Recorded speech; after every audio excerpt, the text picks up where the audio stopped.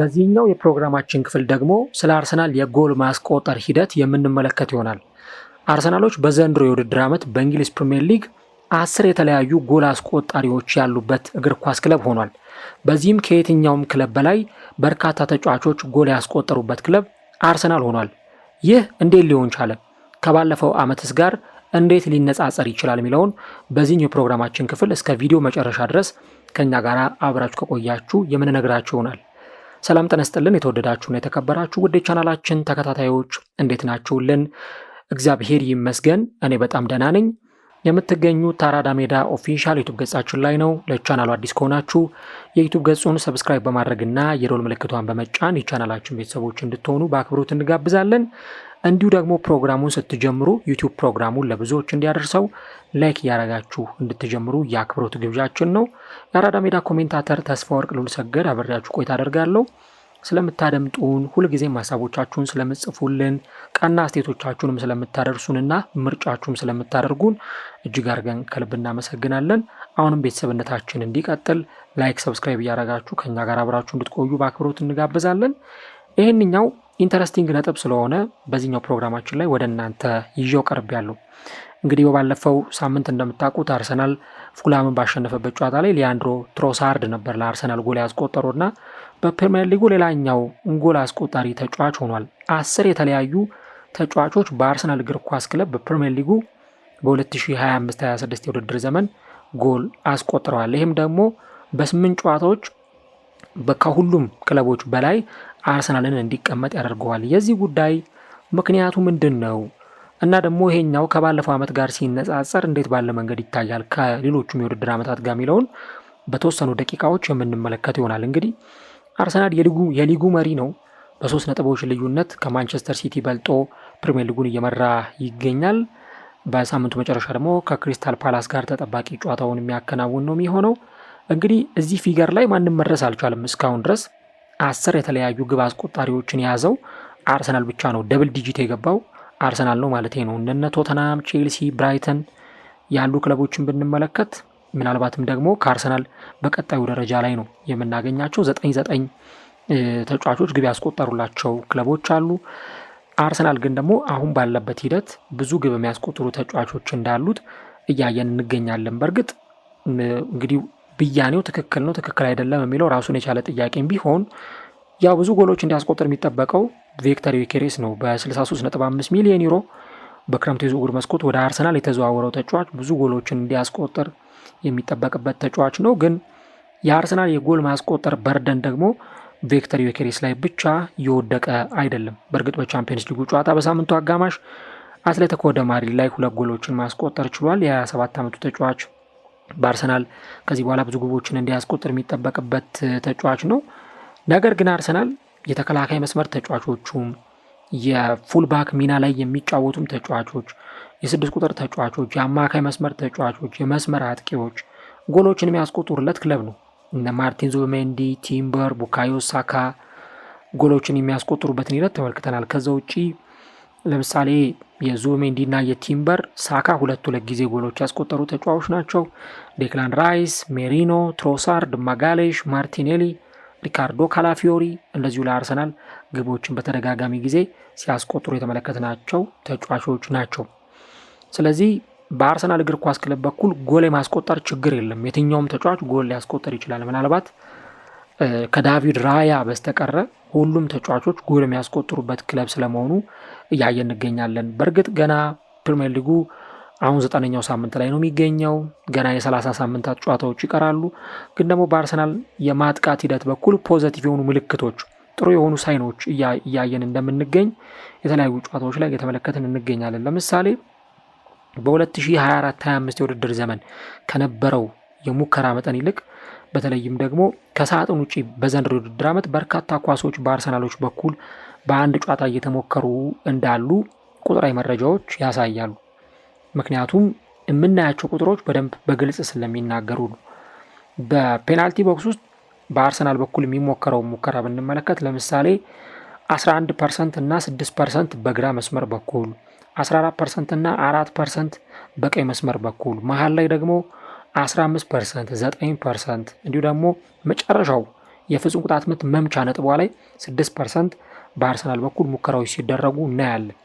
ነገር ግን ደግሞ ከሳጥን ውጪ የሚሞከሩ በርካታ ሙከራዎችን ብታዩ ይሄን እንግዲህ የምነግራችሁ በ2024-25 የውድድር ዘመን በባለፈው የውድድር ዓመት የነበሩ የአርሰናል ሙከራዎችን ነው። ከዛ ደግሞ መሀል ሜዳ ላይ ወይም ደግሞ ከሳጥን ውጪ የሚሞከሩ ሙከራዎች በግራ መስመር በኩል 4% ማርቲኔሊ የሚገኝበት ቦታ፣ በቀይ መስመር ደግሞ እነ ቲምበር እነ ሳካ በሚገኙበት 4%፣ መሀል ላይ ደግሞ 19% ሙከራዎች የሚሞከሩበት ነው። ስለዚህ በአንድ ጨዋታ ቢያንስ አርሰናል አቬሬጅ ሊሞክር ይችላል ተብሎ የሚታሰበው 14.3 ሙከራዎችን ነው። ኤክስፔክትድ ጎሉ ደግሞ 0.11 ነው።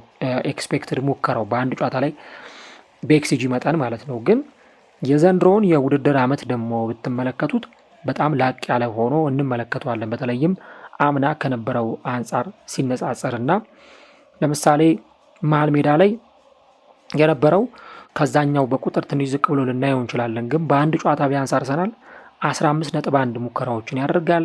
እንዲሁ ደግሞ በፐርጌም የሚሞክራቸው ሙከራዎችም ጭምር በኤክስጂ ስታስቀምጧቸው ከአምናው በእርግጥ በተወሰነ መንገድ ዝቅ የሚል ሆነው ብናገኘውም የሚጠቀሟቸው ግን ሌሎች ደግሞ ብዙ አማራጮች እንዳሉ እያየን እንገኛለን። ለምሳሌ ነን ፔናልቲ ወይም ደግሞ ፍጹም ቅጣት ምት ያልሆኑ ሙከራዎችን ብታዩ እንደነ ዴክላን ራይስ ያሉ ተጫዋቾች እንደነ ማርቲን ኦዴጋርድ ያሉ ተጫዋቾች ለአርሰናል ሙከራዎችን ለመሞከር እንዲሁ ደግሞ ጎሎችን ለማስቆጠር ጥረት ሲያደርጉ ይታያል። ግን አንደኛው የአርሰናል ጎል አስቆጣሪዎች እንዲበዙ ምክንያት ሆኗል የሚባለው የኒኮላስ ጆቨር እና እንዲሁ ደግሞ የአርሰናል የሴት ፒስ የቆመ ኳስ አጠቃቀም ነው። ይሄ በአርሰናል በኩል ብዙ ጎል አስቆጣሪዎች እንዲኖሩ ምክንያት የፈጠረ ጉዳይ ሆኗል። ቅድም እንዳልኩት አርሰናል 10 የተለያዩ ግብ አስቆጣሪዎች አሉት።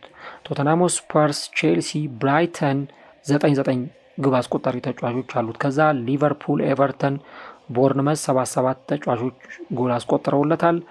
እንዲሁ ደግሞ እንደነ ሰንደርላንድ፣ ማንቸስተር ዩናይትድ፣ ሊድስ ዩናይትድ፣ ፉልሃም፣ ክሪስታል ፓላስ፣ ብሬንትፈርድ፣ አስተን ቪላ ያሉ ደግሞ 6 ጎል አስቆጣሪዎች አሉት። ማንቸስተር ሲቲ 5 ጎል አስቆጣሪ ተጫዋቾች አሉት። ብዙ ያው በርሊንግ ሃላንድ ላይ የተንጠለጠለ ይመስላል።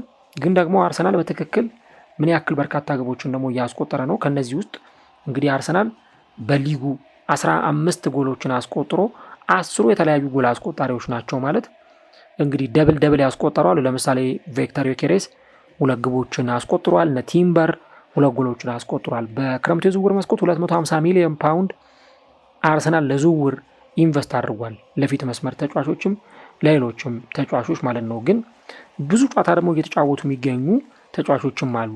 ለምሳሌ ማጋሌሽ፣ ዙቢሜንዲ፣ ራያ፣ ቪክተር ዮኬሬስ፣ ራያ እንዲሁ ደግሞ ካላፊዮሪ እና ቲምበር 100% የአርሰናል ጨዋታዎች ላይ የተሰለፉ ተጫዋቾች ናቸው ተብሎ ይጠቀሳል። በእንግሊዝ ፕሪሚየር ሊግ እነ ሳሊባ፣ እነ ቡካዮ ሳካ፣ ኤበሬቺ ኤዜ እና እንዲሁ ደግሞ ከዛ ባለፈ እነ ሊያንድሮ ትሮሳርድ 75% የአርሰናል ጨዋታዎች ላይ ተሰልፈው እንደተጫወቱ የሚነገርላቸው ናቸው። እነ ማርቲኔሊ፣ ኦዴጋርድ፣ እነ ሞስኩዌራ ደግሞ 50% እና ከዛ በታች ባሉ ደቂቃዎች ላይ ተሰልፈው የጫወቱ ተጫዋቾች ናቸው። ያው በአርሰናል በኩል ጉዳቶችም እንዳሉ ሳይዘነጋ የነ ኦዴጋርድ፣ የነ ሃቨርትዝ፣ የነ ማዱዌኬ ጉዳት እንዳለ ሳይዘነጋ አርሰናል በባለፈው ዓመት በማጥቃቱ ረገድ ጥሩ ጊዜን አላሳለፈም። እንግዲህ ከረጅም ጊዜ በኋላ ማለትም ከ1923-24 የውድድር ዘመን በኋላ አንድ የአርሰናል ተጫዋች በፕሪሚየር ሊጉ 10 ጎል ማስቆጠር ያልቻለበት የውድድር ዘመን እንደነበረ ተመልክተናል። ይሄ በአርሰናል መጥፎ የሚባለው